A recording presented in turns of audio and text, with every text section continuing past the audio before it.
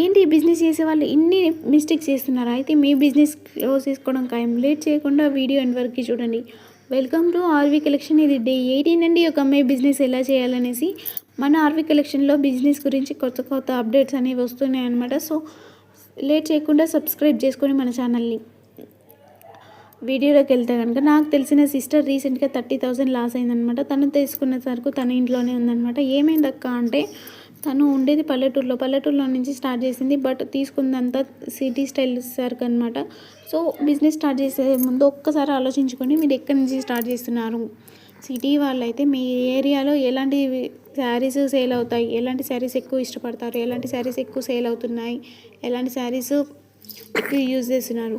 And పల్లెటూరు వాళ్ళైతే మీరు daily wear sarees, light wear sarees, పట్టు శారీసు సీజన్కి తగ్గట్టు ఇలా తీసుకెళ్ళిపోతూ ఉండండి. ఎక్కువ సరుకు తెచ్చుకోండి, ఎక్కువ ప్రాఫిట్ పొందండి. బట్ చిన్న చిన్న మిస్టేక్ చేయకండి. ఎందుకంటే హోల్సేల్లో ఒక్కసారి హోల్సేల్ షాప్కి వెళ్ళామా, వాళ్ళు అన్ని శారీస్ బాగున్నాయి మేడం, అన్నీ తీసుకోండి మేడం, ఒక్కటి కూడా మిగలకుండా వెళ్ళిపోతాయి, మీరు ఎక్కువ ప్రాఫిట్ పొందుతారు, ఎక్కువ బిజినెస్ మ్యాన్ అవుతారు అని.